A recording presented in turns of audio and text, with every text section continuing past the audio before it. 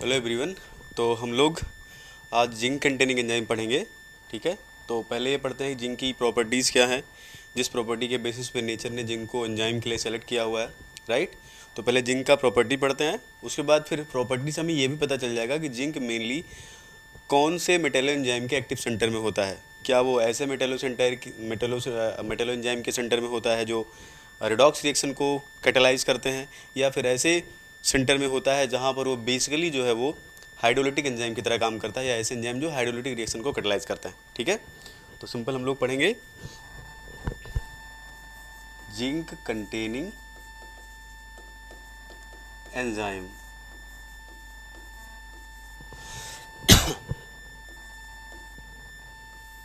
ठीक है, सिंपल यहाँ पे nature has utilises nature has utilized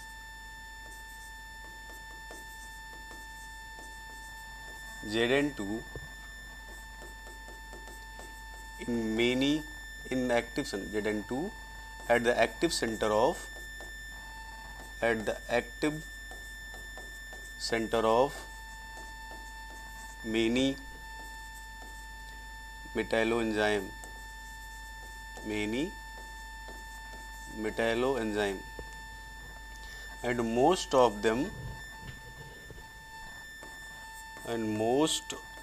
them mainly catalyze hydrolytic reactions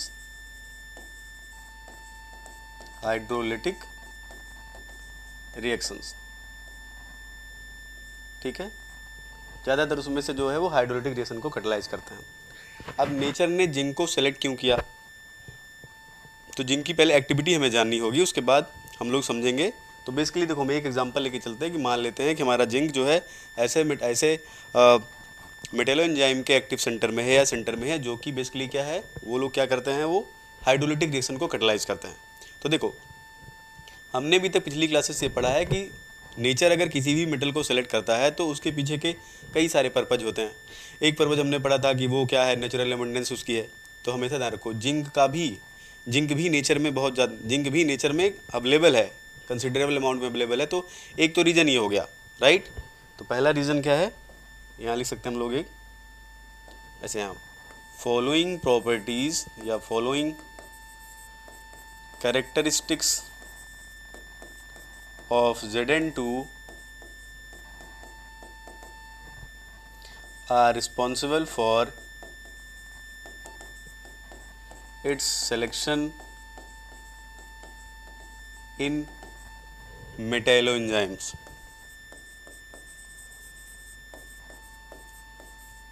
right, तो प्रॉपर्टी के बारे में समझते हैं। देखो, एक तो पहली चीज क्या है, इट हैज, ऐसे लिखो, Zn2 plus has natural abundance. Right, nature में काफ़ी क्वांटिटी में है, तो एक रीज़न है। लेकिन हमेशा ध्यान रखो, कभी भी इसको मेन रीज़न मत लिखना, क्योंकि बहुत सारे, जैसे सिलिकन भी नेचुरल एबंडेंस है, सिलिकन भी नेचर में बहुत ज़्यादा है। ठीक है, तो नेचर में बहुत ज़्यादा है लेकिन उसको कंसीडर नहीं किया गया है।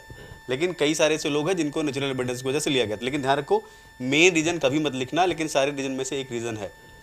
जो इंपॉर्टेंट रीज़न है वो है, आगे सुनते हैं। देखो, Zn2 plus behave as Lewis acid. अच्छा, इससे क्या होगा, लुईस एसिड की तरह अगर ये बिहेव करेगा तो कई सारी रिएक्शन को एक्टिवेट कर सकता है, कई सारे सिस्टम को एक्टिवेट कर सकता है। Via this behaviour it activates many reactions. देखो कैसे, एग्जाम्पल से समझता है। देखो, जैसे मान लो कि मैं आपसे बोलूं कि हमारे पास CO2 है और वाटर है, इसकी रिएक्शन हम कराते हैं, क्या बनेगा, H2CO3। रेट क्या होता है इसका, स्लो रेट होता है। लेकिन अगर हम इसी वाटर को Zn2 प्लस के साथ जोड़ दें, Zn2 वाटर प्लस CO2, यहाँ जो H2CO3 बनेगा प्लस Zn2, ये क्या होगा फास्ट। तो देखो हुआ क्या, जिंक 2+ की प्रेजेंस में रिएक्शन क्या होगी, फास्ट होगी। क्या किया इसने, इधर देखो ये क्या करता है Zn2+, देखो वाटर जो है क्या है, ये वीक न्यूक्लियोफाइल है, वीक न्यूक्लियोफाइल, राइट। अगर मैं इसको Zn2+ से जोड़ दूंगा तो Zn2+ क्या है, ये एसिड है, लुईस एसिड है, ये लुईस एसिड। ये क्या करेगा, इससे इलेक्ट्रॉन डेंसिटी खींचेगा, तो यहाँ से क्या बन जाएगा Zn2+ OH माइनस दिखा सकते हैं, प्लस क्या हो जाएगा H+। अब ये OH माइनस वो है, ये क्या है, स्ट्रॉन्ग न्यूक्लियोफाइल। तो इसने किया क्या, इसने जो वाटर वीक न्यूक्लियोफाइल था, जब अकेला था वो वीक न्यूक्लियोफाइल था, इसने उसको जोड़ के किस में कन्वर्ट कर दिया, स्ट्रॉन्ग न्यूक्लियोफाइल में। और स्ट्रॉन्ग न्यूक्लियोफाइल की वजह से रिएक्शन क्या हो गई, ये फास्ट हो गई। तो जिंक ने क्या किया है, इस स्लो रिएक्शन को एक्टिवेट कर दिया है, फास्ट कर दिया है, राइट। किस वजह से, क्योंकि ये लुईस एसिड है, ठीक है। दूसरी चीज़ समझो, जिंक ऐसा भी कर सकता है कि मान लो हमारे पास ये कार्बोनिल सिस्टम है, ठीक है, ऐसे, ठीक है, और यहाँ पे हम किसी न्यूक्लियोफाइल का अटैक कराना चाहते हैं, ठीक, और हमारे पास एक दूसरा कार्बोनिल सिस्टम है जो जिंक से जुड़ जाए, तो ये क्या है, लुईस एसिड, राइट। अब सिंपल सी बात है, अगर ये इस इलेक्ट्रॉन डेंसिटी खींचेगा तो इसका मतलब यहाँ पे पार्शियल पॉजिटिव बढ़ेगा ना, जितना ज़्यादा पार्शियल पॉजिटिव बढ़ेगा यहाँ पर न्यूक्लियोफाइल का अटैक उतना क्या होगा, फास्ट।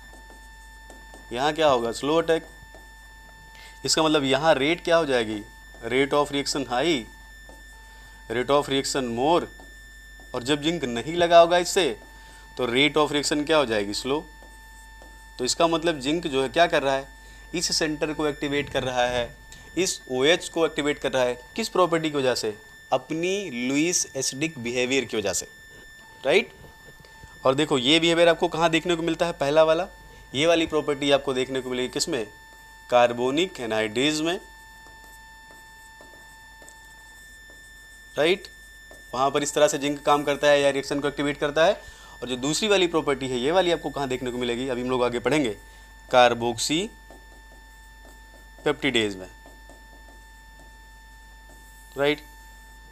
फिर आपके मन में एक सवाल आना चाहिए, क्या सिर्फ Zn2+ ही लुईस एसिड है क्या, नहीं, बहुत सारे लोग लुईस एसिड है, उनको नेचर ने क्यों नहीं लिया, देखते हैं कैसे। देखो कॉपर 2+ जो है और Zn2+ में ये होता है साइज का ऑर्डर, आपको पता होगा ये कि कॉपर 2+ का साइज जो है वो Zn2+ से क्या होता है, छोटा, ये है साइज। इसका सिंपल से मतलब हुआ कि copper 2+ is strong Lewis acid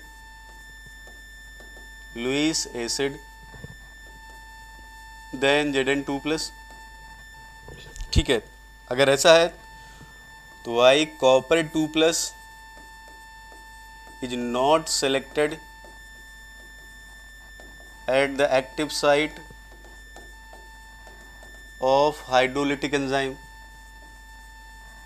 ये क्यों नहीं लिया गया, जबकि अच्छा एसिड है ये, तो और रिएक्शन को एक्टिवेट करेगा, रिएक्शन को और फास्ट करेगा, ठीक है।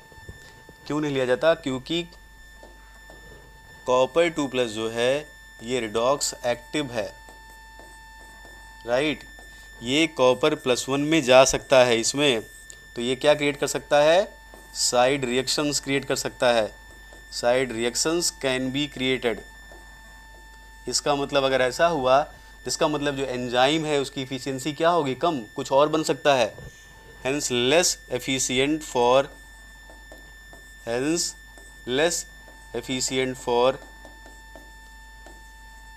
सच काइंड ऑफ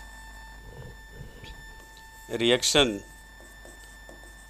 फिर आपके मन में सवाल है कि चलो 3D वाले मेंबर हैं, बाकी लोग भी तो लुईस एसिड की तरह काम कर सकते हैं। हमेशा ध्यान रखो, जो भी रिडॉक्स एक्टिव होगा वो साइड रिएक्शन दे सकता है, हो सकता है वाटर के साथ कुछ और कर दे, वो पॉसिबिलिटी है, कुछ और रिएक्शन हो जाए। अगर वो रिएक्शन हो गई तो इसका मतलब अगर आपका एक्टिव सेंटर किसी दूसरी रिएक्शन में इन्वॉल्व हो गया तो क्या जितना इफिशिएंट आपको रिएक्शन चाहिए उतनी इफिशिएंट रिएक्शन वो दे पाएगा, नहीं दे पाएगा, तो फिर नेचर उनको क्यों सेलेक्ट करेगा, राइट। इसलिए Zn2+ सेट किया गया है, बाकी लोगों को नहीं लेते क्योंकि बाकी लोग क्या है, रिडॉक्स एक्टिव है, ठीक है। अब और भी जो आप अब ये सोचोगे कि +3 क्यों नहीं ले लिया गया, राइट, +4 क्यों नहीं ले लिया गया? आगे समझो, फिर और प्रॉपर्टी समझोगे तो आपको समझ में आता जाएगा। देखो जैसे आपके मन में सवाल उठ रहा होगा कि आयरन +3 क्यों नहीं ले लिया, आयरन 2+, देखो आयरन क्यों नहीं ले सकते, आयरन भी रिडॉक्स एक्टिव है। मैग्नीज क्यों नहीं ले सकते, वो भी रिडॉक्स एक्टिव है। ठीक है, बाकी सेंटर जो आप लोगे 3D सीरीज के ज़्यादातर क्या हैं, वो रिडॉक्स एक्टिव हैं, इसलिए उनमें से उन लोगों को सिलेक्ट नहीं किया गया। ठीक, अब एक चीज़ और देखते हैं। एक अच्छी बात जिनके साथ और है, देखो क्या है वो, थर्ड प्रॉपर्टी देखो, आपको पता है कि Zn2+ जो है, Zn2+ कैन अडॉप्ट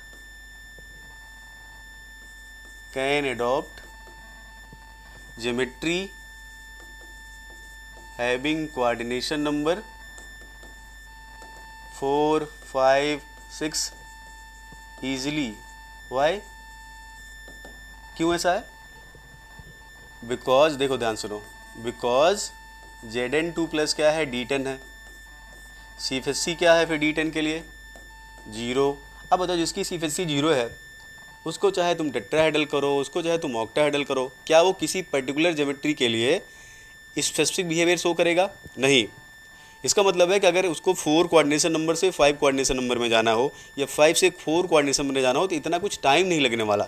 इसका मतलब क्या होगा, लेवाइल। देखो सुनो ध्यान से, अगर CFSC 0 इसका मतलब हुआ no special preference for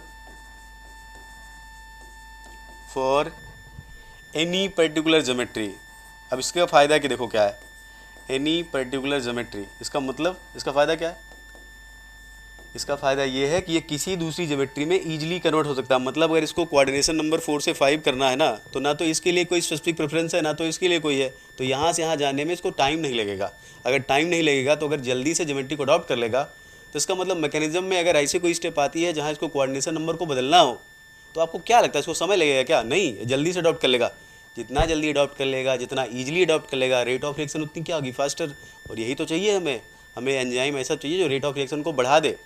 right, तुम क्या लिख सकते हैं, हेंस इट कैन अडॉप्ट और कन्वर्ट इन अदर ज्योमेट्रीज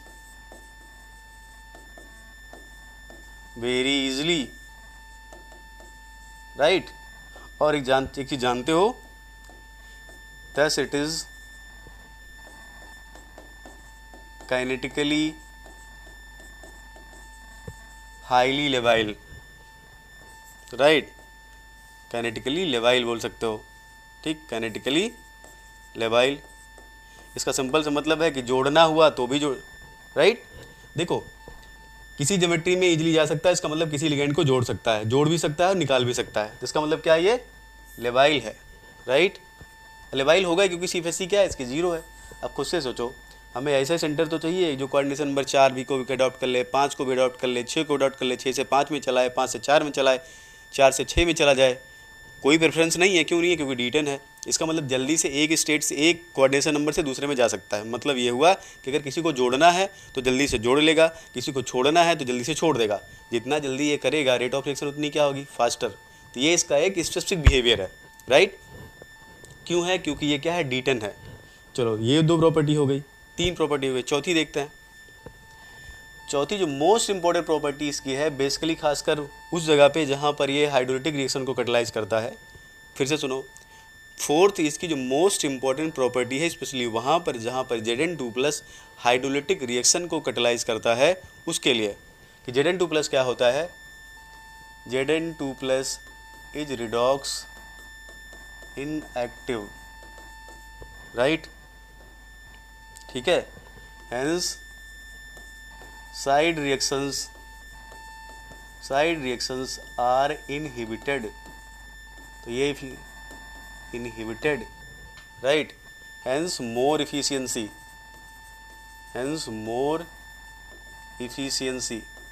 अब देखो एक चीज़ ध्यान से सुनो, जो पहले की तीनों प्रॉपर्टीज़ हैं वो बहुत सारे सिस्टम में आ सकती है। जैसे कॉपर भी जो है ज्योमेट्री को अडॉप्ट कर सकता है, इतना चेंज नहीं है। बाकी भी सिस्टम है जो ज्योमेट्री को अडॉप्ट कर सकते हैं। नेचुरल एबंडेंस भी उनकी है, कोऑर्डिनेशन नंबर घटा बढ़ा सकते हैं, एसिड की तरह काम कर सकते हैं। ये प्रॉपर्टी सिर्फ इसी के पास है, यहाँ ध्यान ले लेना, ये मोस्ट इम्पॉर्टेंट प्रॉपर्टी है ये। तो अगर कभी पूछा जाए ना चारों ऑप्शन में दे दी जाए, पूछ लिया जाए कि जिंक को हाइड्रोलिटिक एंजाइम में क्यों रखा गया, तो अगर चारों प्रॉपर्टी दी जाए तो इसको सेलेक्ट करना, क्योंकि बाकी तीनों तो कई सारे लोगों के पास हो सकती हैं, ये सिर्फ इसके पास है, right. Most important property required for efficient hydrolytic activity, efficient hydrolytic activity, right, या जिंक एक्टिविटी बोल सकते हो। जिंक एंजाइम में जो बेसिकली एक्टिविटी है, या Zn2+ एंजाइम एक्टिविटी, ये प्रॉपर्टी ध्यान रखनी है Zn2+ के बारे में, ठीक है। तो इसलिए नेचर ने Zn2+ को सिलेक्ट किया है कई सारे एंजाइम में, और बेसिकली वहाँ पर जहाँ पर ये हाइड्रोलिटिक की तरह काम करता है। हम लोग लिवर एल्कोहल डिहाइड्रोजनेज के बारे में पढ़ेंगे जहाँ पर हाइड्राइड ट्रांसफर होता है, लेकिन वहाँ भी लुईस एसिड की तरह काम करता है।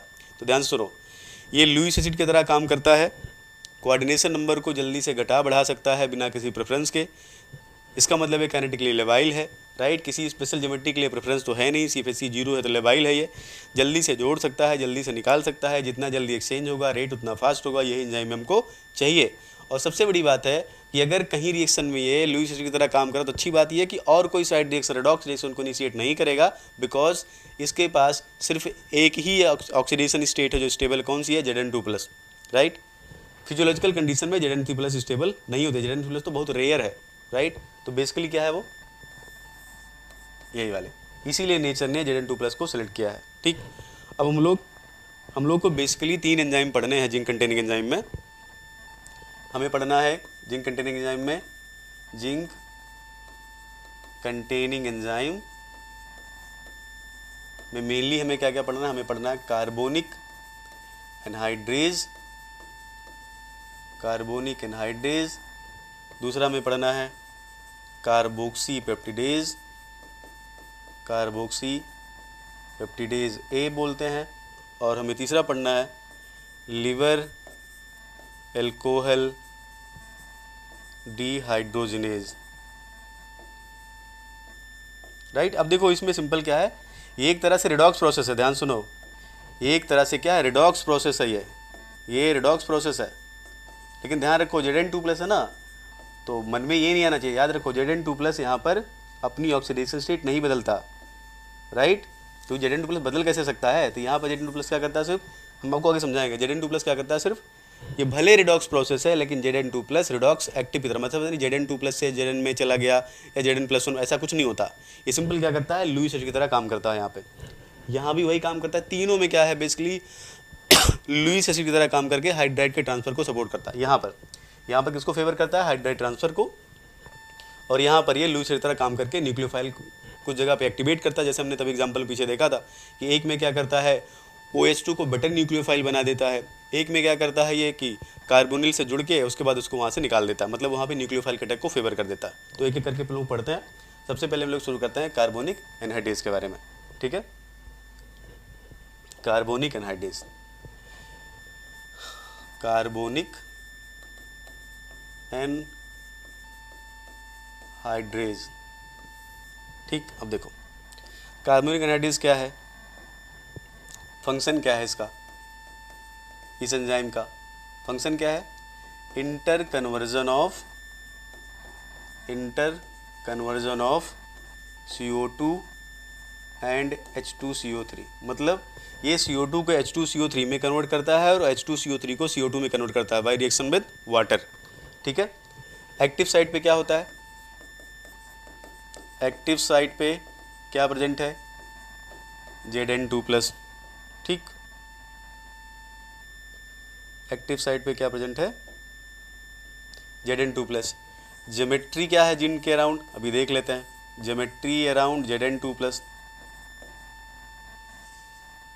ज्योमेट्री अराउंड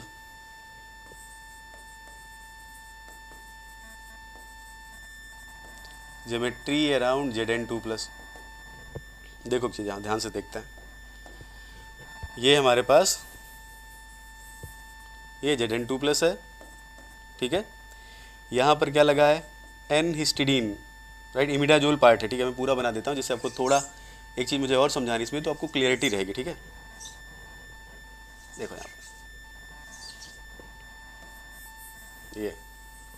ये हमारी कैविटी है, और यहाँ पे मैं लिखता हूँ Zn2 प्लस, यहाँ पर NH,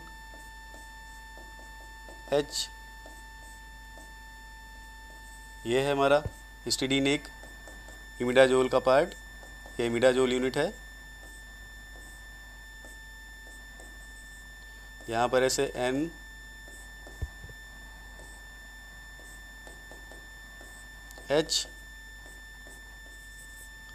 और यहाँ पर क्या है, वाटर। ध्यान सुनो, एक्चुअली वाटर जो है वो OH फॉर्म में कन्वर्ट होता है, राइट। यहाँ पर क्या है, OH है, ऐसे है, ठीक। और यही OH जो है किस तरह काम करता है, न्यूक्लियोफाइल की तरह काम करता है। अब एक चीज़ आपको समझाता हूँ, ये OH में कन्वर्ट कैसे हुआ। देखो एक्चुअली Zn2 प्लस जो है ऐसे था, वाटर ऐसे, ठीक। तो यहाँ पर इसी कैविटी में, यहाँ पर मैं वहाँ दिखा नहीं रहा हूँ, यहाँ हिस्ट्री लगा देना। यहाँ पर एक, ध्यान से देखो इधर, NH,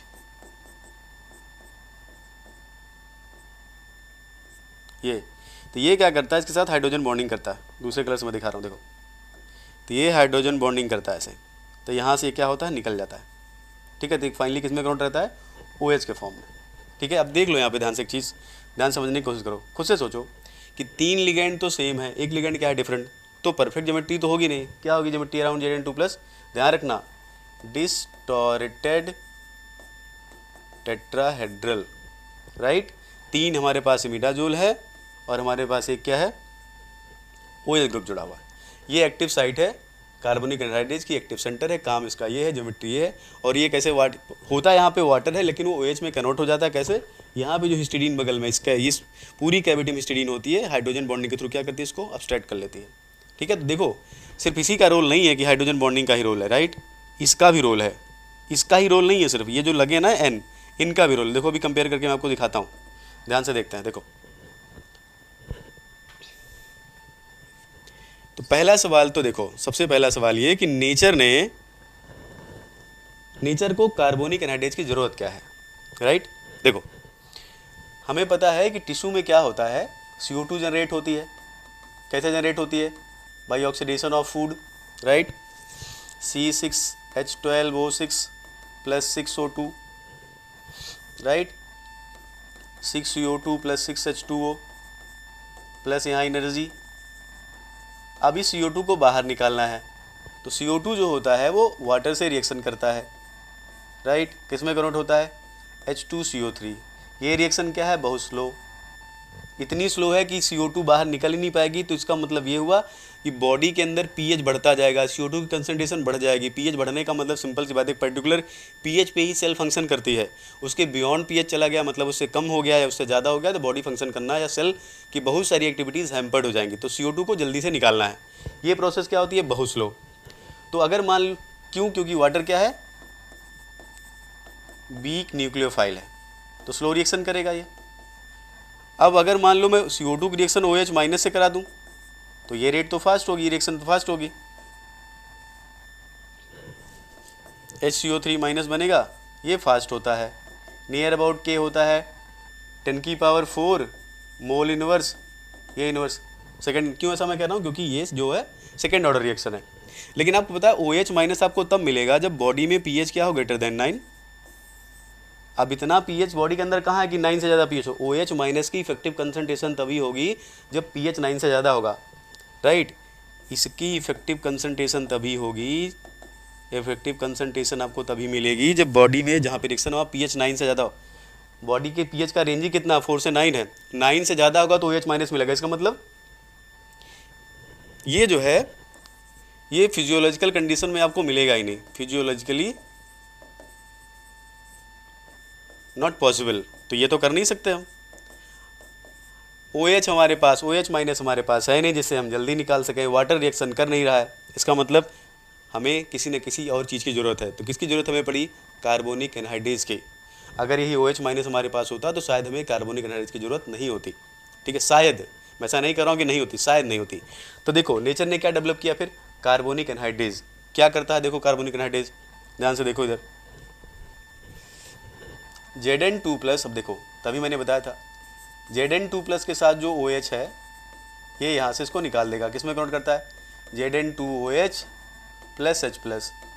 अब ये जो वाटर है इसके कंपैरिजन में ये जो क्या है, ये क्या है, गुड न्यूक्लियोफाइल, गुड न्यूक्लियोफाइल। और देखा ये गया है कि ध्यान से देखो इधर Zn2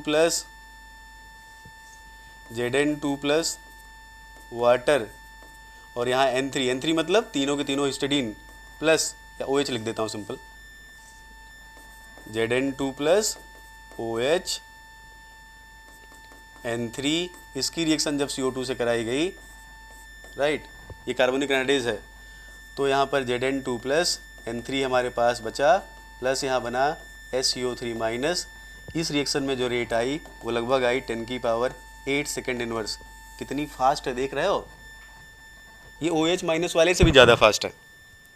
फिर आपके मन में सवाल कि अगर मान लो मैं कंपेयर करूँ OH माइनस का और Zn2 प्लस OH माइनस का, तो सिंपल सी बात है, ये तो बेटर न्यूक्लियोफाइल है, ये न्यूक्लियोफिलिसिटी का ऑर्डर होगा।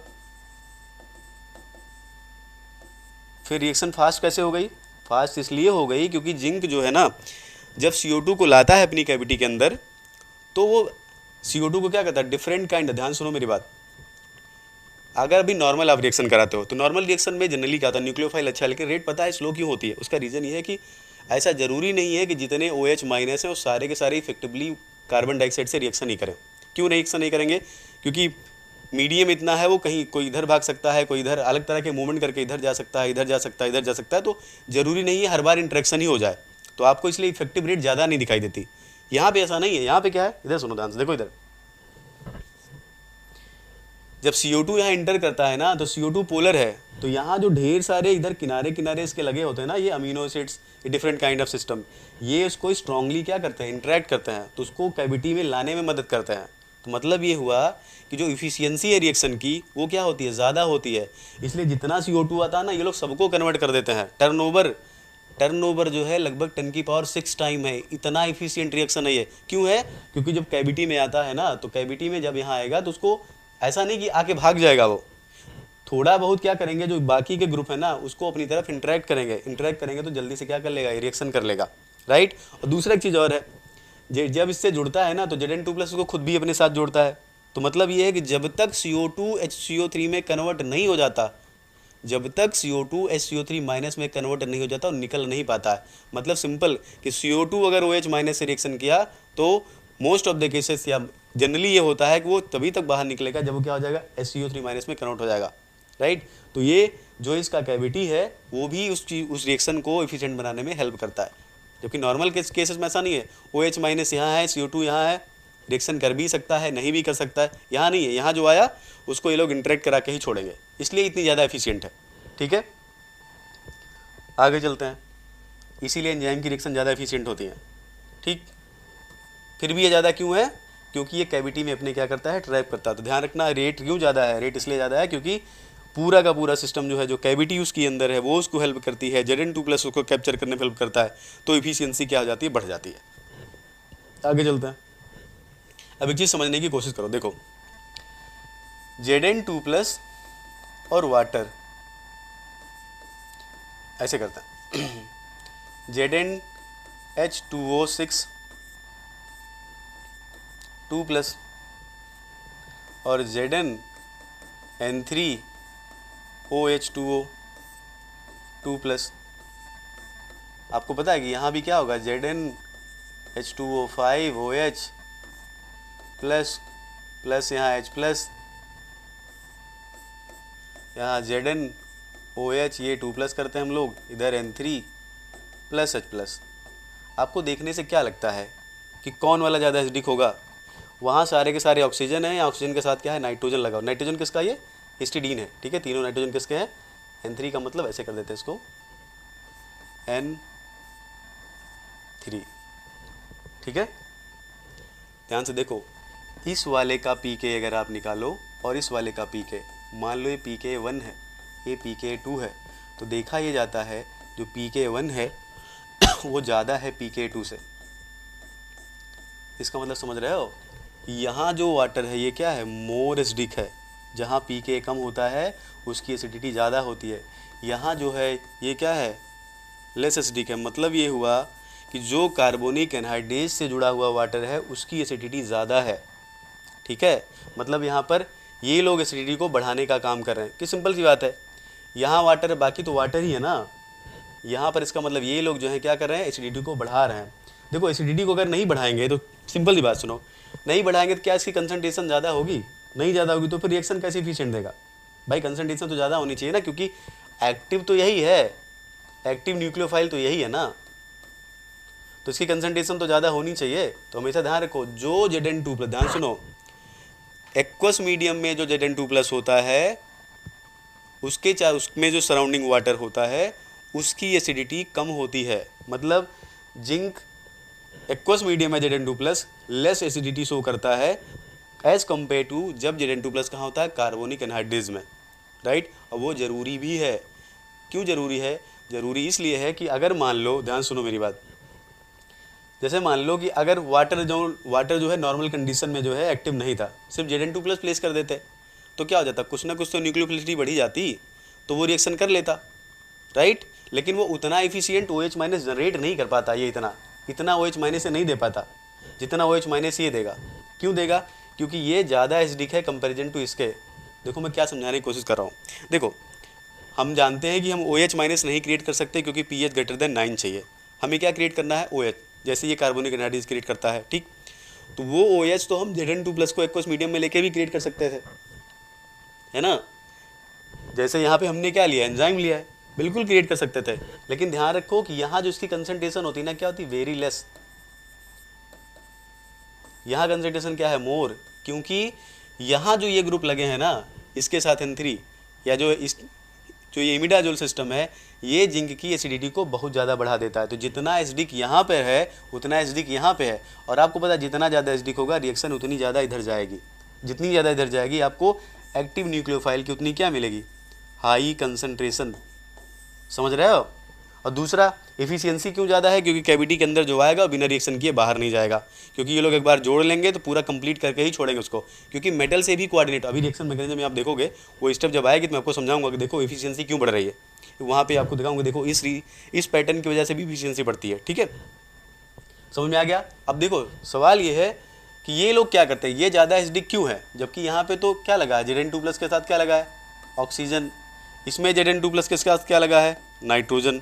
तो वैसे तो अगर आप देखो तो नाइट्रोजन जो होता है क्या होता है लेस इलेक्ट्रोनेगेटिव, ऑक्सीजन क्या होता है, मोर इलेक्ट्रोनेगेटिव। तो ऑक्सीजन को जल्दी से प्लस निकालना चाहिए, उस वाले को मोर एसिडिक होना चाहिए, इस वाले को लेस एसिडिक होना चाहिए। लेकिन यहाँ पर जो है जिंक ज़्यादा एसिडिक बिहेवियर शो कर रहा है, वहाँ पर जिंक जो है कम एसिडिक बिहेवियर शो कर रहा है।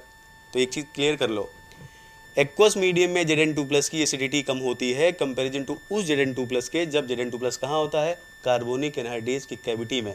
वो कैसे होता है मैं आपको समझाता हूँ, और क्यों होना चाहिए, क्योंकि अगर नहीं होगा तो इफेक्टिव कंसंट्रेशन जनरेट नहीं करेगा वो, एक्टिव न्यूक्लियोफाइल आपके पास ज़्यादा होंगे नहीं, ज़्यादा नहीं होंगे तो रिएक्शन क्या रहेगी, स्लो। इसलिए ज़रूरी है। और देखो बढ़ता कैसे है, फिर आपको ये भी समझ में आएगा क्यों लिया गया है ये। अब ध्यान से देखो इधर, हमें पता है कि जो ऐसे समझ में आएगा आपको, देखो इधर ध्यान से,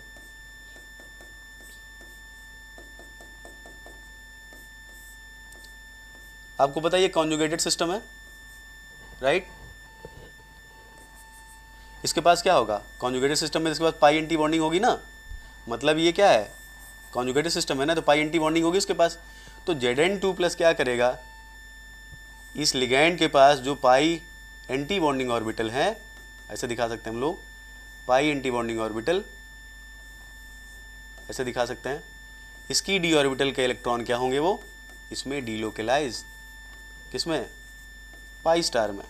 ये देखो ये बड़ा मॉलिक्यूल है, इसमें कॉम्प्लिकेटेड होगा, तो मैंने आपको सिर्फ समझाने की कोशिश कर रहा हूँ कि जो इसमें पाई एंटी बॉन्डिंग ऑर्बिटल होती है वो वैकेंट ऑर्बिटल है। और पाई एंटी बॉन्डिंग क्यों है, क्योंकि ये कॉन्जुगेटेड सिस्टम है। हमेशा देख लो जितने भी कॉन्जुगेटेड सिस्टम होंगे जिसके पास भी पाई बॉन्ड होता है ना, उसके पास पाई एंटी बॉन्डिंग होती है।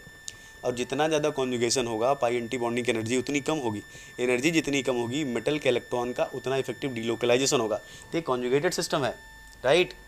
देखो यहाँ पर ये इधर जाएगा इधर जाएगा इधर जाएगा, कॉन्जुगेट देखो ये कॉन्जुगेटेड सिस्टम है ये, राइट। और जितना कॉन्जुगेटेड होगा पाई स्टार की एनर्जी कम होगी, तो क्या करेगा ये जिंक की जो डी ऑर्बिटल है, D10 है ना, सारी ऑर्बिटल भरी हुई हैं, तो इफेक्टिव उनके इलेक्ट्रॉन का क्या होगा, डीलोकलाइजेशन। अगर डीलोकलाइजेशन होगा तो क्या एक ही थोड़ी है, 3 लोग हैं ना यहाँ पे, सब में डीलोकलाइजेशन होगा, यहाँ भी।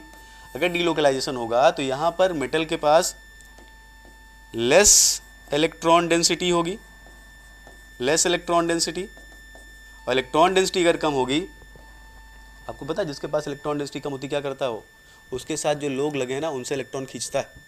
अगर उनसे इलेक्ट्रॉन खींचेगा मतलब किससे इलेक्ट्रॉन खींचेगा, वाटर में जो जिंक ऑक्सीजन बॉन्ड है किससे खींचेगा इलेक्ट्रॉन, इस बॉन्ड से, इससे इलेक्ट्रॉन खींचेगा। ये इलेक्ट्रॉन खींचेगा, जल्दी से यहाँ से क्या निकाल देगा, ये H+ निकाल देगा, और H+ निकालेगा, इसका मतलब सिंपल क्या हो गया, राइट, लेस इलेक्ट्रॉन डेंसिटी, ठीक है। इसीलिए क्या हो जाएगा, हेंस मोर एसिडिक, ठीक है। तो यहाँ पर जो इमिडाजोल है वो क्या काम कर रहा है, इमिडाजोल सिर्फ ये नहीं एक सिस्टम को स्टेबलाइज कर रहा है, इमिडाजोल एक काम और कर रहा है कि Zn2+ की एसिडिटी को बढ़ा रहा है। कैसे बढ़ा रहा है, इमिडाजोल कॉन्जुगेटेड सिस्टम है, उसके पास पाई बॉन्ड है तो उसके पास back and pi antibonding होगी, क्योंकि कॉन्जुगेटेड सिस्टम है तो एंटी बॉन्डिंग की एनर्जी लो होगी, उसमें डी का इलेक्ट्रॉन इफेक्टिवली डीलोकलाइज होगा। Zn2+ पे जो होगा, ध्यान सुनो मेरी बात, Zn2+ पे Zn2+ पे जो होगा, एक मिनट,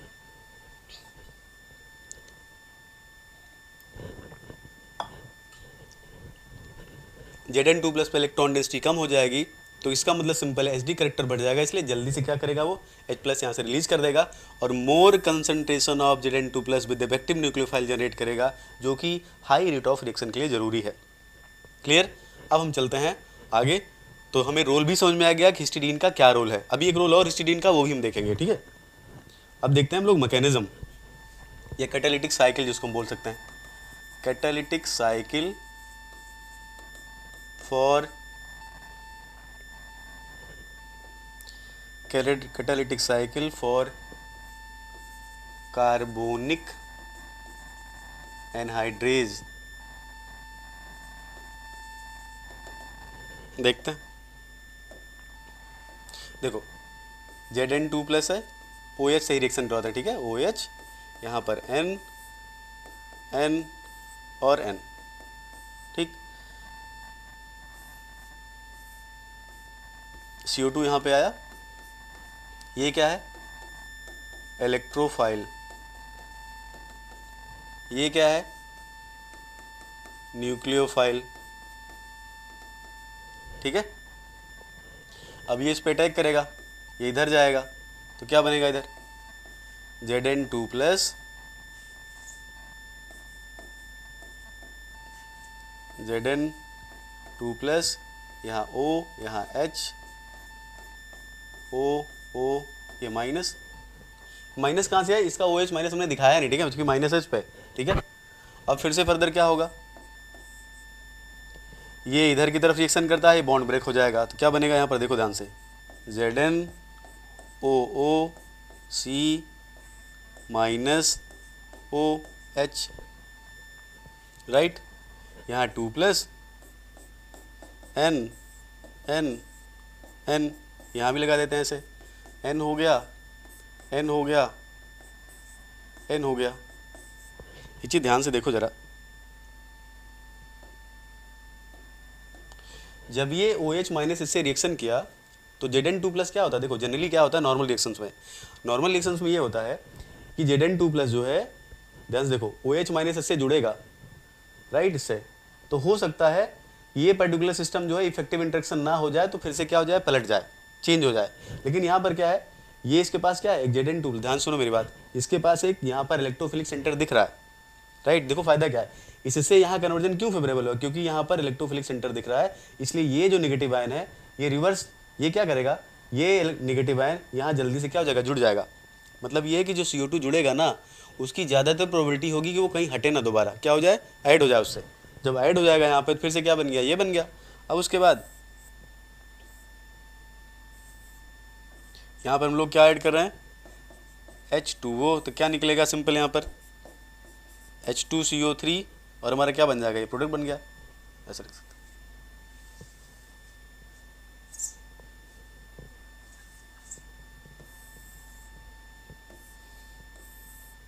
यहाँ H2O ऐड कर रहे हैं तो क्या बन गया हमारा H2CO3। देखो यहाँ पर ये HCO3 है, H2O ऐड करोगे H2CO3 बना, तो यहाँ पर सिंपल क्या बन गया, OH आपका फिर से एंजाइम क्या हो गया, जनरेट हो गया, ठीक है। ये है इसकी कैटालिटिक साइकिल। अब देखो कैटालिटिक साइकिल एक दो चीज़ें सीखने के लायक है कि जो हमारे पास नेगेटिव सेंटर यहाँ पे जनरेट हो रहा है वो इससे आके जुड़ भी सकता है, ठीक है। और दूसरा सबसे इंपॉर्टेंट है कि जो कैविटी होती है जब एक बार जुड़ जाएगा ना तो कैविटी इसको ऐसे होल्ड करके रखेगी, ऐसे समझ सकते हो आप। जैसे मान लो नेगेटिव आयन है, ध्यान सुनो, ये है Zn2+ के साथ ये मान लो OH है। अब हमारी ये हमें समझ में आ रहा होगा कि OCOO- ऐसे है। अब ये हम ये समझ रहे हैं, देखो हमेशा रखो इस चीज़ को, यहाँ पर कई सारे क्या होते हैं प्रोटीन्स यहाँ पर हाइड्रोजन बॉन्डिंग करके क्या कर सकती हैं, इसको स्टेबलाइज भी कर सकती है कि बाहर ना निकल पाए।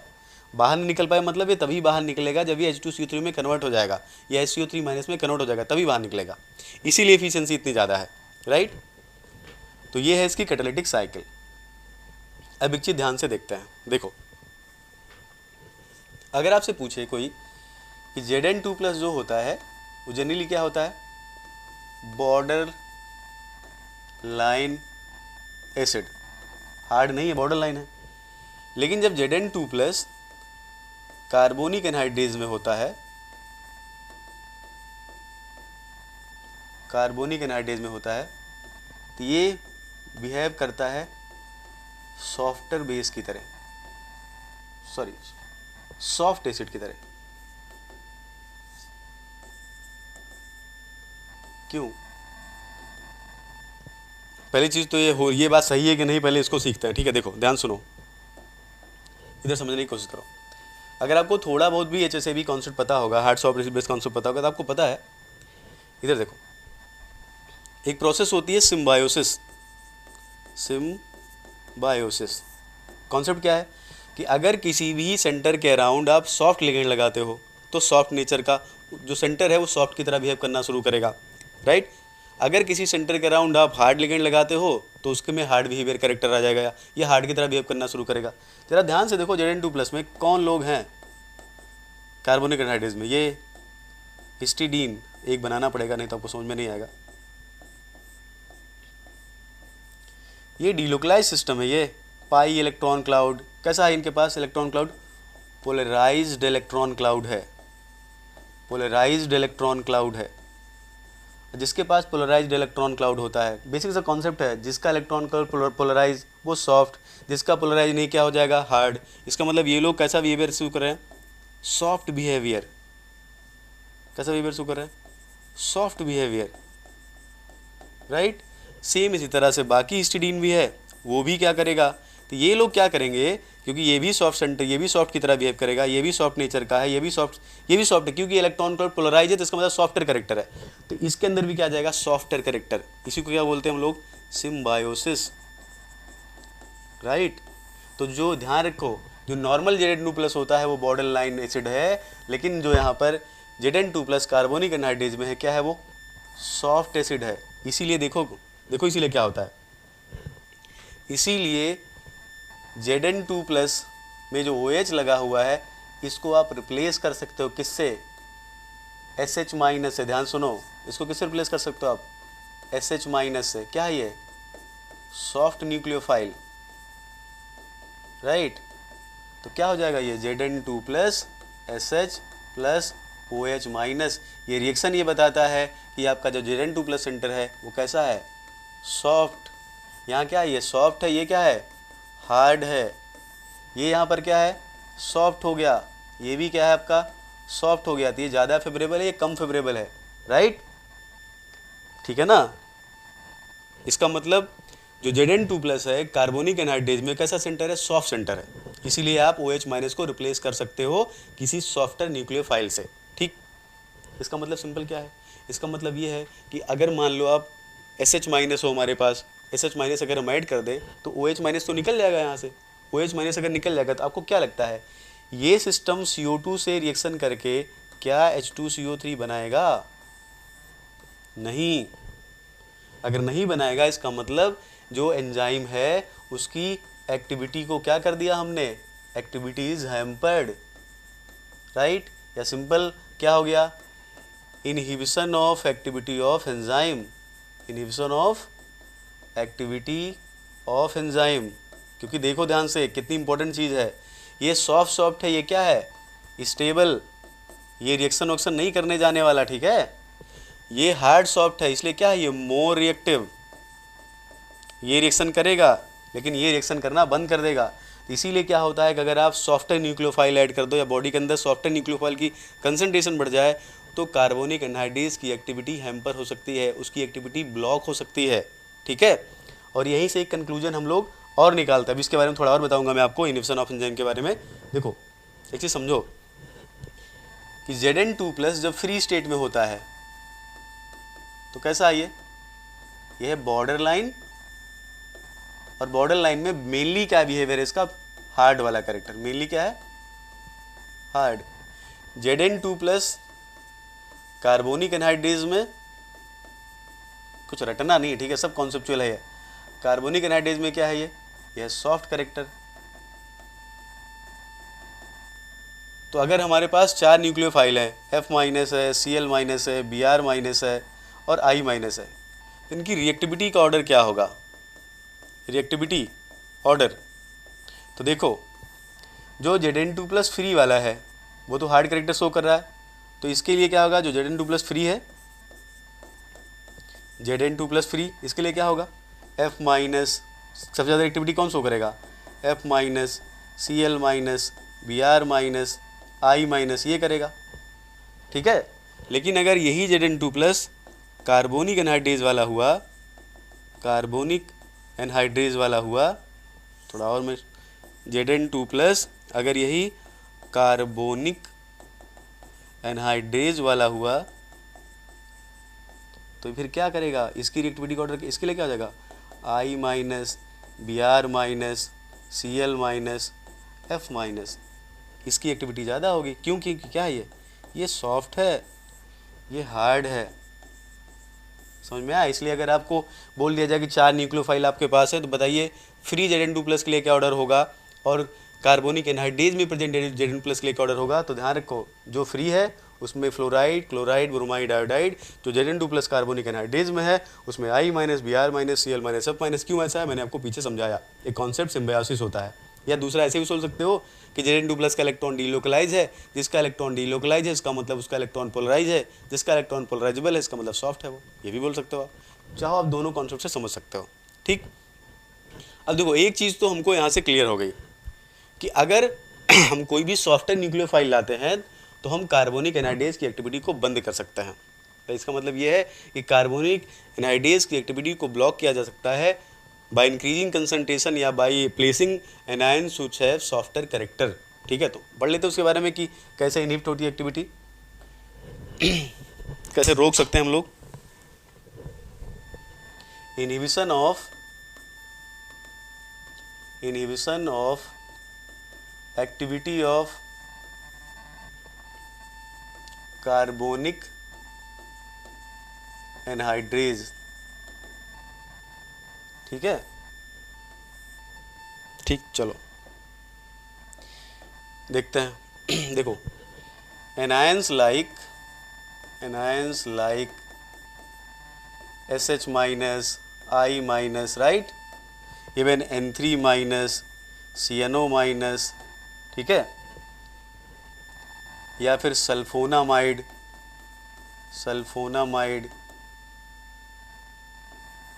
हिस्टिडीन,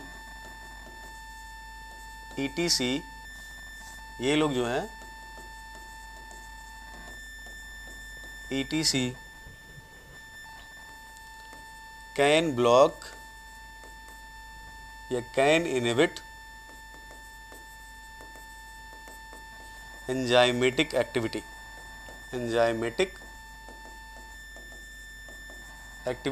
अब देखो सॉफ्ट कौन कौन है इसमें, ध्यान सुनो, समझने की कोशिश करो। देखो ये उतने सॉफ्ट नहीं है, फिर भी ये लोग एक्टिविटी को ब्लॉक करते हैं। अभी मैं समझाता हूँ क्यों। ठीक है,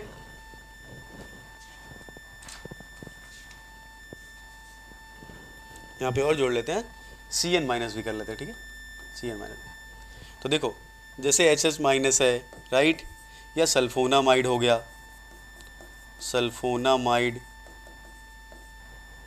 RSO2 NH2, ये लोग।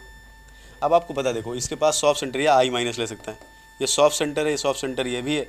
इसके पास भी क्या है, ये ऑक्सीजन से बाइंड कर सकता है, नाइट्रोजन से बाइंड कर सकता है, राइट, डीलोकलाइजेशन यहाँ भी सॉफ्ट सेंटर है।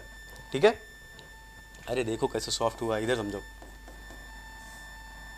Are S S O polarizable है ना, देखो इधर, ये जहाँ भी डिलोकलाइजेशन होता है सॉफ्टनेस जनरेट हो जाती है, तो सॉफ्ट सेंटर हो गया ये। तो ये लोग क्या कर सकते हैं, they can bind to Zn2 plus, bind Zn2 plus by replacing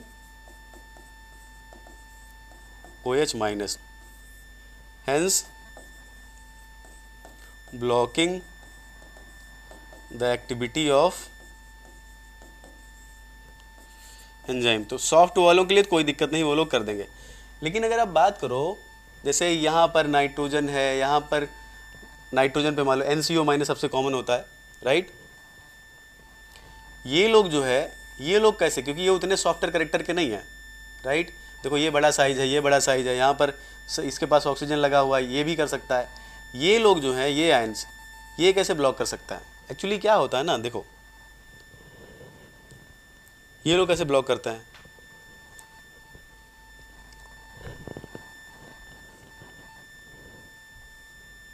देखो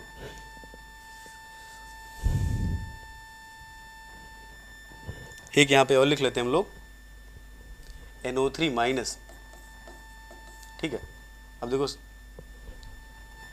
जो NO3 माइनस है ना, कितने इलेक्ट्रॉन इसके पास, 32 इलेक्ट्रॉन, राइट। अब CO2 जो है, SCO3 माइनस जो है यहाँ पर, एक मिनट देखो, NO3 माइनस के पास 32 electron, CO3 2 minus, SCO3 2 minus, इसके पास भी कितने इलेक्ट्रॉन, 32। अब अगर हम बात करें N3 माइनस, राइट, और CO2, N3 माइनस में कितने इलेक्ट्रॉन हो जाएंगे, 7 × 3 + 1 22। यहाँ पे देखो कितने हो जाएंगे, 8 8 + 6 22। ध्यान से देखो ज़रा, यहाँ पर ये जो है, ये प्रोडक्ट, ये NO3 माइनस और प्रोडक्ट क्या है, आइसो इलेक्ट्रॉनिक। अब समझो पहले, ये आइसो इलेक्ट्रॉनिक हो गए।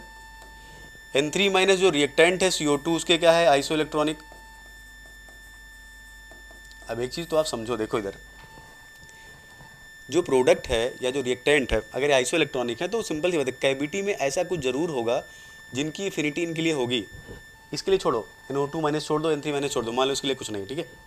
CNO माइनस का भी सेम कॉन्सेप्ट है, CNO माइनस में भी कितने इलेक्ट्रॉन होंगे, उतने ही इलेक्ट्रॉन होंगे, राइट, 22।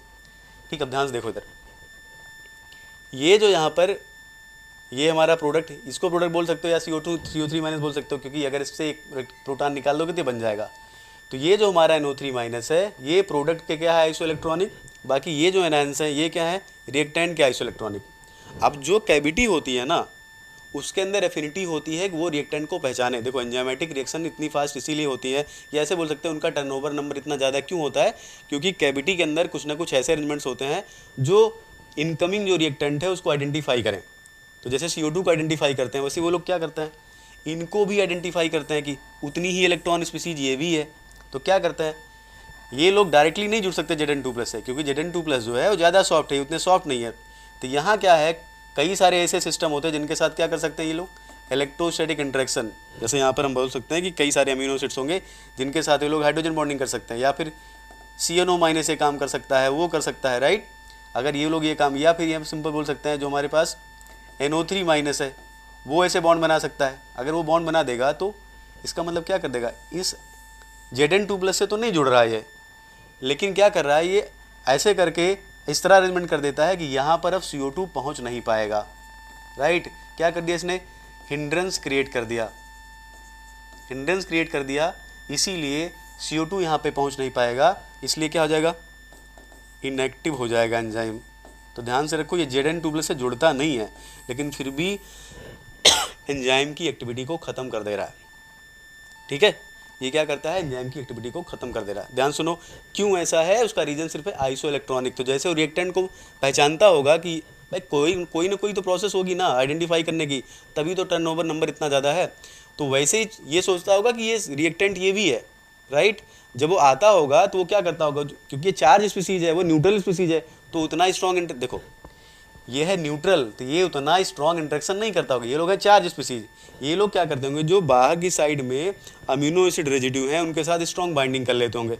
बाइंडिंग कर लेंगे तो यहाँ पर क्या करेंगे, स्टेरिक हिंड्रेंस क्रिएट कर देंगे, तो CO2 फर्दर यहाँ पे आ पाएगा, क्या ब्लॉक कर दे। तो Zn2+OH लेके बैठा है, लेकिन रिएक्शन करने के लिए जो CO2 पहुँच नहीं पा रहा है, इसका मतलब इस केस में भी एक्टिविटी क्या हो गई, ब्लॉक हो गई। तो एक तो ये है कि जो डायरेक्टली जो सॉफ्टवेयर करेक्टर वाले हैं, जैसे CN- को आप ले सकते हो, या फिर आप SH- को ले सकते हो, I- को ले सकते हो, सल्फोनामाइड, ये लोग तो डायरेक्टली क्या है, ये डायरेक्टली मोस्टली क्या है, ये लोग जो ज़्यादा सॉफ्टवेयर करेक्टर वाले होते हैं, ये क्या करते हैं, ये एक्टिव साइट से जुड़ जाते हैं। लेकिन जिनके पास ज़्यादा सॉफ्ट करेक्टर नहीं है, वो लोग क्या करते हैं, सल्फोनामाइड भी मोस्टली इसी तरह ही काम करता होगा, लेकिन क्योंकि वो उतना ज़्यादा सिस्टम जो है चार्ज नहीं है, तो पॉसिबिलिटी है Zn2+ जुड़े। लेकिन अगर I- की बात करोगे, SH- की बात करोगे, तो डायरेक्टली यहीं आता होगा वो, ठीक। तो ये लोग भी क्या करते हैं, एंजाइम की एक्टिविटी को इस तरह से ब्लॉक कर देते हैं। तो एक लोग कैसे ब्लॉक करते हैं, OH- को रिप्लेस करके पूरा Zn2+ को पूरा काम खत्म। दूसरा क्या करते हैं, जो अमीनो एसिड की चेन है उनके साथ electrostatic force of attraction stable करेंगे। उसके बाद उस इतना स्टेरिक हिंड्रेंस क्रिएट कर देंगे कि जो कार्बन डाइऑक्साइड है वो एक्टिव साइड तक पहुंच ही नहीं पाएगा। तो कुल मिला के एंजाइम OH को लेके बैठा तो है, लेकिन रिएक्शन नहीं हो पाएगी। तो दोनों केस में क्या हो जाएगी, एक्टिविटी जो है, एंजाइम की एक्टिविटी जो है ब्लॉक हो जाएगी वो, ठीक। अब ये इसका जो एक्टिविटी ब्लॉक हो रही है, इसका नुकसान सिंपल ये है कि CO2 का प्रॉपर बॉडी से रिमूवल नहीं होगा। रिमूवल अगर नहीं होगा तो टिश्यू में pH घटता जाएगा, तो बॉडी के बहुत सारी फंक्शन जो है क्या हो जाएंगे, ब्लॉक हो जाएंगे। कुल मिला के बहुत सारी प्रॉब्लम्स क्रिएट होना शुरू हो जाएंगी जो pH के कम होने से होती हैं। लेकिन इसका एक फ़ायदा भी है, राइट। जो सल्फोनामाइड है, सल्फोनामाइड, इसको यूज किया जाता है, used in treatment of glaucoma.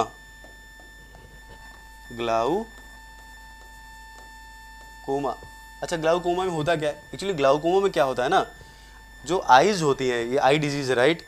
Eyes की जो ऑप्टिकल नर्व्स होती हैं वो धीरे धीरे क्या हो जाती हैं, ब्रेक होने लगती हैं, डैमेज होने लगती हैं। इसमें क्या होता है, damage of optical nerves, right. Optical nerves, and अगर रोका नहीं गया तो फाइनली क्या हो जाएगा, फाइनली लीड्स टू ब्लाइंडनेस, तो उसके बाद अंधापन हो जाएगा। तो उसको ट्रीटमेंट में किया जाता था। ग्लाइकोमा होता है क्या, देखो, आइज का जो पोस्टीरियर पोर्शन होता है वहाँ से फ्लूइड बाहर की तरफ आता है, सामने की तरफ, जहाँ हमारी कॉर्निया है। पीछे से मतलब आँख का जो पीछे वाला पोर्शन जो हमें दिख नहीं रहा, जो आपको भी नहीं दिख रहा है, इसके पीछे वाले पोर्शन से फ्लूइड जो होता है, राइट, वो बाहर की तरफ आता है, जिससे कि प्रॉपर तरीके से फंक्शन कर पाए, राइट। और फ्लूइड जो आएगा उसको बाहर निकलना भी चाहिए, जब डस्ट पार्टिकल या बाकी सारी चीज़ें हैं तो बाहर निकलना भी चाहिए।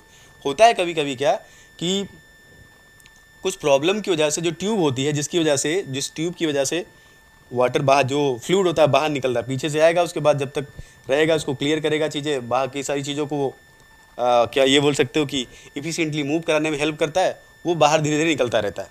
लेकिन ग्लाउकोमा में क्या होता है कि वो फ्लूइड जो होता है, उसकी जो फ्लूइड को ट्यूब जो बाहर निकालती है वो किसी तरह से ब्लॉक हो जाती है।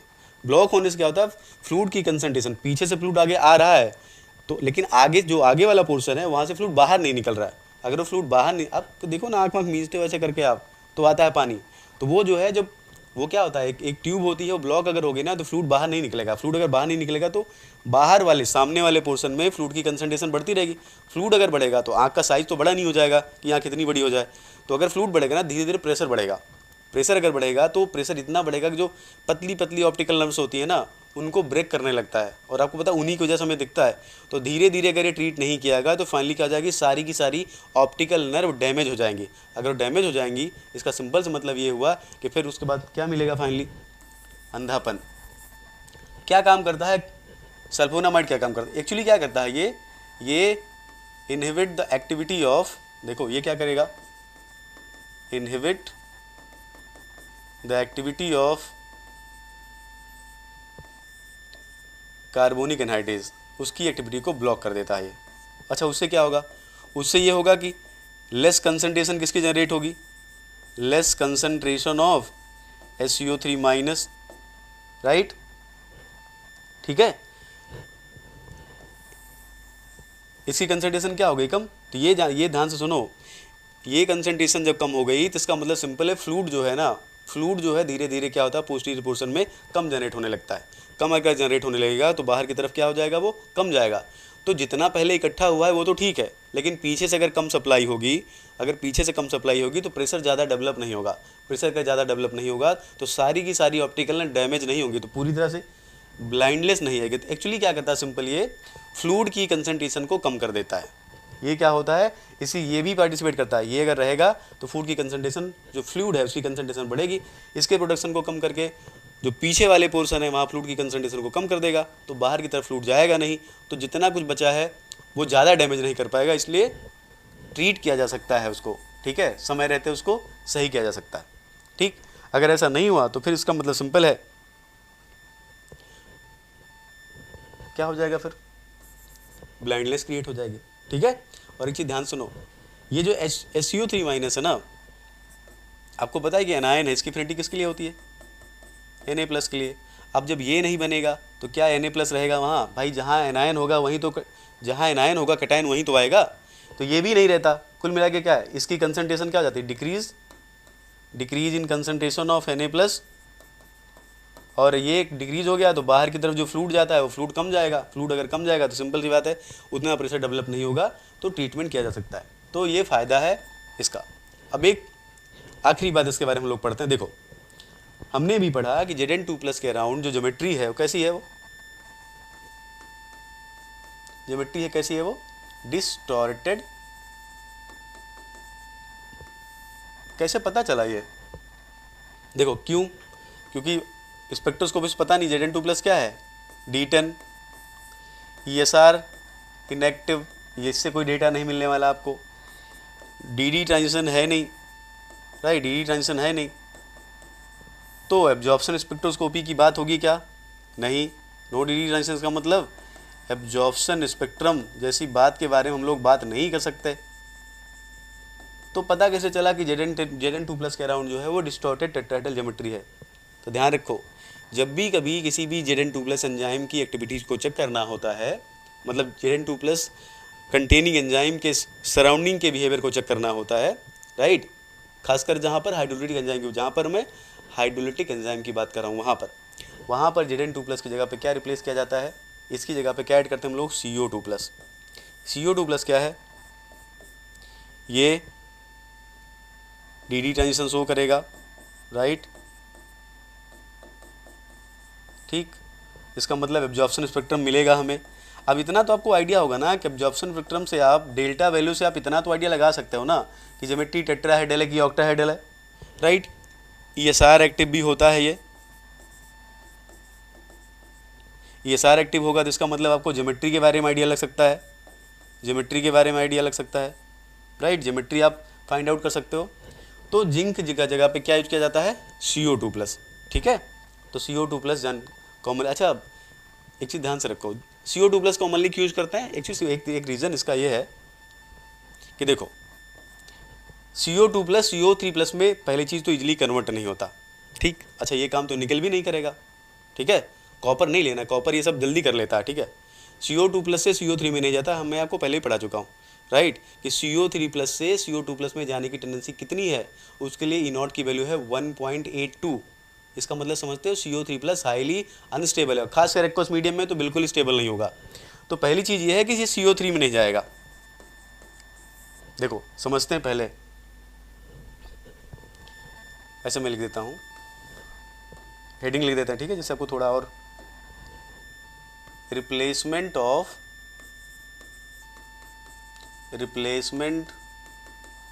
Zn2+ in carbonic anhydrase by CO2+, ठीक है। कुछ मैं आपको रीजन समझाता हूँ क्यों ऐसा करते होंगे इसको लेके, ठीक। देखो इधर पहली चीज, it retain the activity of, पहले एक चीज लिख लेता है, क्यों ऐसा करते हैं पहले ये लिख लेते हैं, ठीक है, ऐसा क्यों किया जाता है, रिप्लेसमेंट ऑफ Zn2+, ये क्यों करते हैं, देखो in order to study environment around Zn2 plus in carbonic anhydrase, Zn2 plus is replaced by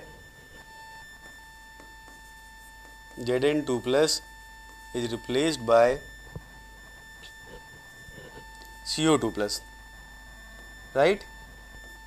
This is because of following factors. ठीक है, क्या क्या देखो जरूरी है, राइट? पहला कि CO2 प्लस को जब आप लगाते हो ना तो जो एंजाइम की एक्टिविटी है वो रिटेन रहती है, वो चेंज नहीं होती। क्योंकि सुनो, अगर एंजाइम की एक्टिविटी रिटेन हो गई इसका मतलब Zn2 प्लस के टाइम दूसरा इन्वायरमेंट था और CO2 प्लस के टाइम दूसरा इन्वायरमेंट था, तो स्टडी क्या कर रहे हो आप? इसका मतलब कोई मतलब नहीं है ना। तो इसलिए एंजाइम की एक्टिविटी रिटेन होना जरूरी है। तो क्या होता है, CO2 प्लस ऐसे लिख सकते हैं, in presence of CO2 in presence of CO2 plus activity of Zn2 activity of carbonic anhydrase is retained, बचा रहता है वो, ठीक है। दूसरा CO2 plus show DD transition, right, ठीक है। DD ट्रांजिशन की वजह से क्या मिलेगा हमें, एब्जॉर्प्शन स्पेक्ट्रम। और आपको इतना तो पता होगा कि एब्जॉर्प्शन स्पेक्ट्रम से डेल्टा वैल्यू, और डेल्टा वैल्यू से आप इतना तो आइडिया लगा ही सकते हो कि टेट्राहेड्रल है कि ऑक्टाहेड्रल है, ठीक है। और थोड़ा बहुत ज्योमेट्री के बारे में आप टेट्राहेड्रल ऑक्टाहेड्रल लगाओ तो आपको पता चल जाएगा, ठीक। और दूसरा देखो एक चीज़ और, लिगैंड का भी आइडिया आप लगा सकते हो। कैसे भाई, सिंपल सी बात है, आपको पता है कि स्ट्रॉन्ग लिगैंड होगा तो ज़्यादा स्प्लिटिंग होगी, वीक लिगैंड होगा तो मॉडल कंपाउंड एक क्रिएट कर लेते हैं, उससे हम आइडिया लगा सकते हैं कि कौन सा यहाँ पे लिगैंड होगा, राइट। देखो मॉडल कंपाउंड क्रिएट करने का मतलब ये कि अगर आप लिगैंड बदलोगे ना तो आपको पता है अलग अलग लिगैंड में अलग अलग डेल्टा वैल्यू आती है। तो आप इतना तो आइडिया लगा सकते हो ना कि यहाँ डेल्टा आ रही है तो कौन से वाले केस में कौन सा ऐसा लिगैंड लगाएंगे डेल्टा वैल्यू अप्रॉक्सीमेटली इतनी है, तो उससे आपको थोड़ा ये लग जाएगा ना डोनर एटम क्या है, उसके नेचर का आइडिया लग जाएगा। हालांकि सिर्फ इसी से स्टडी नहीं हो जाएगी, और भी बाकी चीज़ें करनी पड़ेंगी, लेकिन यहाँ से आप एक बेसिक आइडिया, एक अच्छा आइडिया ले सकते हो। दूसरा एक चीज़ और है, CO2 प्लस ESR स्पेक्ट्रम भी शो कर सकता है। तो आपको पता है ESR स्पेक्ट्रम से भी जो है वो ज्योमेट्री का आइडिया लगाया जा सकता है कि टेट्राहेड्रल है, डिस्टॉर्टेड टेट्राहेड्रल है, स्क्वायर पिरामिडल है, जी पैरेलल जी परपेंडिकुलर से ए पैरेलल ए परपेंडिकुलर से, ये सब आइडिया लग जाता है, ठीक। अब देखो एक चीज़ और, एक सवाल ये होना चाहिए कि CO2 प्लस इतना सुटेबल क्यों है, राइट। एक्चुअली क्या है, देखो ध्यान सुनो, CO2 प्लस ना वो भी टेट्राहेड्रल ज्योमेट्री को फेवर करता है, टेट्राहेड्रल ज्योमेट्री को फेवर करता है। Tetrahedral geometry is favoured bye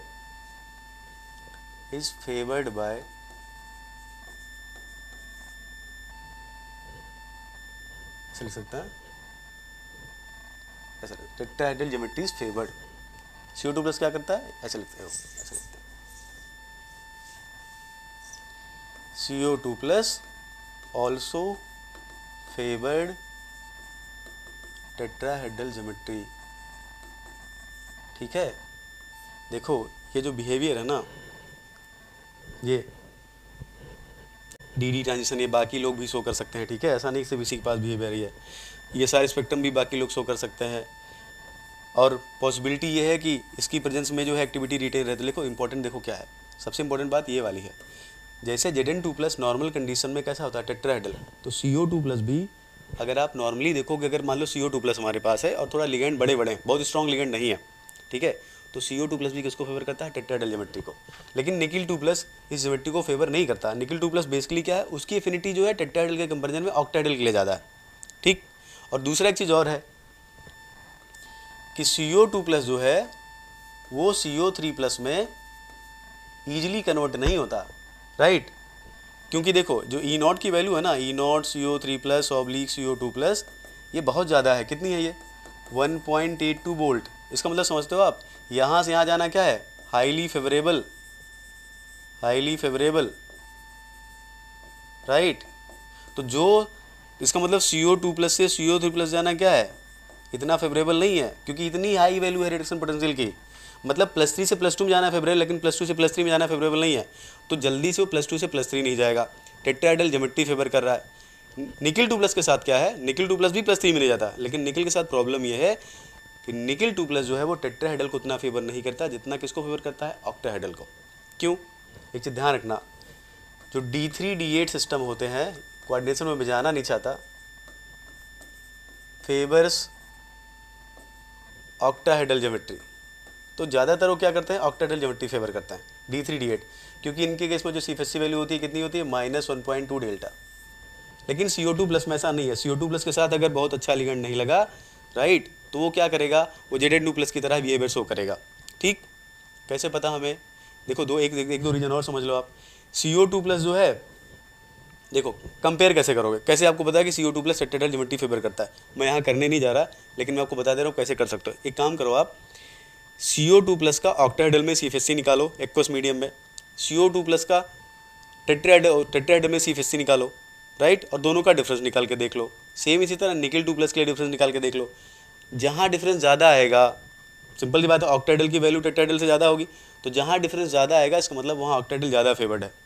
आप देखना कैलकुलेट करके, निकिल 2+ में आपको वैल्यू ज़्यादा दिखेगी, CO2+ में वैल्यू आपको कम दिखेगी। इसका सिंपल सा मतलब है CO2+ क्या है, ज़्यादा फेवर करता है टेट्राहेड्रल को कंपेरिजन टू किसके, निकिल 2+ के। और दूसरा, ये जल्दी से उसमें जाएगा भी नहीं कि जैसे ही पहुंचा उसके बाद ऑक्सीडाइज हो गया, पता लगा +3 हो गया, रिडॉक्स रिएक्शन शुरू हो गई। क्यों? मैंने आपको एग्जांपल दिया कि बायोलॉजिकल पीएच पे, pH 7 पे देखो, नॉर्मल कंडीशन में ये क्या है, इसका जो CO3+ का CO2+ में जाने की टेंडेंसी होती है 1.82 वोल्ट। इसका मतलब अगर CO2+ से CO3+ जाओगे तो हाईली क्या, अनफेवरेबल। ये तभी होगा जब बहुत अच्छा लिगेंड हो, और वाटर इसमें कौन सा लिगेंड है, OH लिगेंड है, इमिडाजोल, ये इतना अच्छा लिगेंड नहीं है कि इतनी हाई ऑक्सीडेशन स्टेट को वो फेवर करेगा, इसलिए इतनी जल्दी ऑक्सीडाइज भी नहीं होता। तो दो बाकी रीजन तो मैंने पढ़ा दिया कि क्या क्या इससे फ़ायदा होता है। रीजन ये भी ध्यान रख लो कि टेट्राहेड्रल को फेवर करता है, जो कि उस वही वाली ज्योमेट्री वहाँ पर है, और दूसरा ये कि ऑक्सीडाइज होने के चांसेस भी कम है। ध्यान रखो, CO2 एक्वस मीडियम में नॉर्मल कंडीशन में CO3+ नहीं होता, राइट, ध्यान सुनो। CO3+ ऑक्सीडेशन स्टेट तभी होती है जब स्ट्रॉन्ग लिगेंड हो, साइनाइड हो लिगेंड, राइट, क्योंकि CN- क्या strong ligand, delta value high चाहिए, क्योंकि CO2+ में CO2+ से CO3+ जाने के लिए बहुत एनर्जी चाहिए, और वो एनर्जी कौन कंपनसेट कर सकता है, जब हाई CFSC वैल्यू जनरेट हो। और हाई CFSC वैल्यू कब जनरेट होगी, जब स्ट्रॉन्ग लिगेंड हो। इमिडाजोल और वाटर ऑक्सीजन के, इमिडाजोल और OH के बस की बात नहीं है ये। तो इसका मतलब ये ऑक्सीडाइज भी नहीं होना ना, रिडॉक्स रिएक्शन शुरू हो जाए। निकिल 2+ भी ऑक्सीडाइज नहीं होगा, लेकिन प्रॉब्लम सिंपल ये है, वो भी DD ट्रांजिशन शो करेगा, लेकिन समस्या सिंपल ये है, वो टेट्राहेड्रल को उतना फेवर नहीं करता निकिल जितना कौन फेवर करता है, CO2+। इसलिए CO2+ ज़्यादा सूटेबल है, ठीक है, राइट। चलो, तो ये बात खत्म हुई किसकी, कार्बोनिक एनहाइड्रेज की, ठीक है। अब हम लोग अगला एंजाइम जो पढ़ेंगे वो पढ़ेंगे हम लोग कार्बोक्सी पेप्टिडेज के बारे में, वो हम लोग डिस्कस करेंगे नेक्स्ट क्लास में। तो आज के लिए इतना ही, हम लोग नेक्स्ट क्लास में फिर से मिलते हैं, फिर हम लोग वहाँ पे पढ़ेंगे कार्बोक्सी पेप्टिडेज के बारे में, ठीक है। अगली क्लास हम लोग मिलते हैं, ओके, थैंक यू।